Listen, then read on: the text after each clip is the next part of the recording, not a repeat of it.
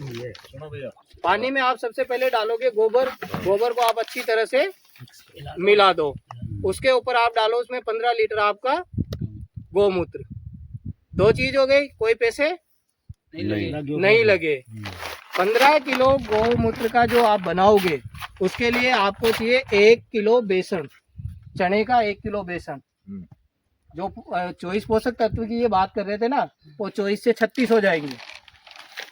चने का बेसन एक ऐसा है जिसमें बहुत सारे पोषक तत्व होते हैं। आप उसमें डालो 1 किलो आप बेसन। कितने रुपए का आएगा साहब? 70-80 रुपए का। और 1 किलो आपको उसमें डालना है गुड़, जो आप गाय भैंस को गुड़ खिलाते हो। 1 किलो आपको उसमें वो डालना है। और कहीं से अगर आपको कालर मिट्टी, जैसे हमारे यहाँ तो बोलते हैं बरगद का पेड़ हो गया, या आप शीशम बोलते हो और ठेली बोलते हो, उस पेड़ के नीचे की मिट्टी 1 किलो सबको एक बाल्टी में आप डाल के 72 घंटों के लिए 72 घंटों के लिए छांव में रख दो। रखने के बाद आपको क्या करना है, आज इसको बंद कर दिया, कल आप सवेरे इसको खोलोगे, एक बार इसमें हिला दो। फिर शाम को एक बार आप उसको उल्टा सुल्टा मतलब उसको हिलाते रहो। 72 घंटे बाद आप उसको 200 लीटर पानी में डाल दो। 200 लीटर पानी को आप चाहे फुहारे के साथ दो या आप जैसे भी पानी पिलाते हो। 1.5 बीघा जमीन के लिए जो आप 20 किलो यूरिया देते हो ना, वो देने की आपको जरूरत नहीं पड़ेगी। वो देने की आपको 1% भी जरूरत नहीं पड़ेगी। जो आप 200 है, 250 है, जो भी है यूरिया का पैसा, वो पैसा बचेगा। इसमें ज्यादा से ज्यादा आपको 150 रुपए की लाइन में लगा वो ठीक है साहब, बड़ी पीसा लगे वो दोरो है। ये क्या है साहब, ये आपका यूरिया डीएपी घर पे ही तैयार हो गया। बिल्कुल सही। और इसका उपयोग से वही है साहब, जितना आप, भाई हम तो ये नहीं कहेंगे कि आपके पास 100 बीघा जमीन है, 100 बीघा आप जैविक करो, मत करो साहब। 5 बीघा ही कर लो। आप 2 बीघा की कणक खाते हो साहब। मेरे को लगता है मेरे घर में 10 बोरी आटा चाहिए एक साल में। 10 बोरी तो हम जैविक कर ले।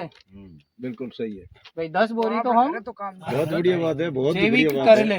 भाई ज्यादा देखो चेंज कैसे होता है, चेंज छोटी छोटी से ही होगा।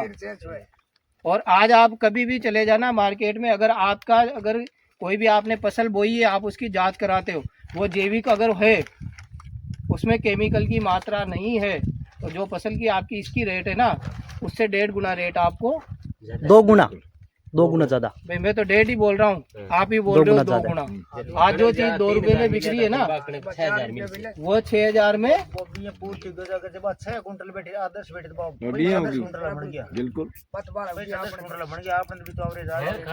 एक बंदे आज 2 साल पहले मन के 6,000 रुपया किलो घी गार होगी, 6,000 रुपया रो 1 किलो। बाकी बीरमा चाटो बंटो कुछ नहीं, खाली हरियो ही होना चाहिए।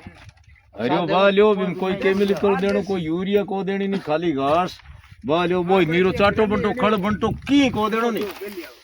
और भी दूध रो अगर जो कोई घी हुए तो 6,000 रुपया लीटर है। यही एक सबसे बड़ा बेनिफिट है। वही बाणियों आप बड़ी बड़ी सिटियों में क्या हो गया, जब वो मार्जिन तो गयो नहीं बटे रो बटे, ज्यादा घी बनाओ और ज्यादा दूध बनाओ वो कूद गयो बटे। इसका एक सबसे बढ़िया तरीका बताता हूँ साहब। जैसे हमारे पास में कोटा पड़ता है, कोटा हमारे सबसे बड़ी सिटी कोटा ही है दोस्तों। कोटा हमारी सबसे बड़ी सिटी है। तो जैसे ये हो गए किसान, आप हो गए, ये हो गए, इन्होंने क्या किया साहब, 5-5, 10-10 बीघा में जैविक खेती करना चालू कर दिया। 2 से 3 साल बाद इनको गवर्नमेंट ने दे दिया कि इनकी फसल बिल्कुल केमिकल मुक्त है, बिल्कुल केमिकल फ्री इनकी फसल है। तो जो बड़े बड़े लोग थे, उन्होंने क्या किया, इनसे सीधा संपर्क कर लिया।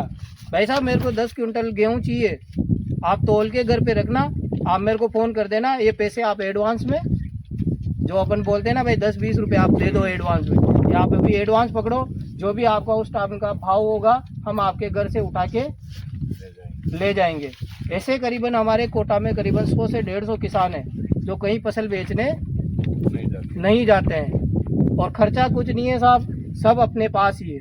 बिल्कुल। आप ज़्यादा दूर क्यों जाते हो, अपन केले के छिलके को खा के फेंक देते हैं।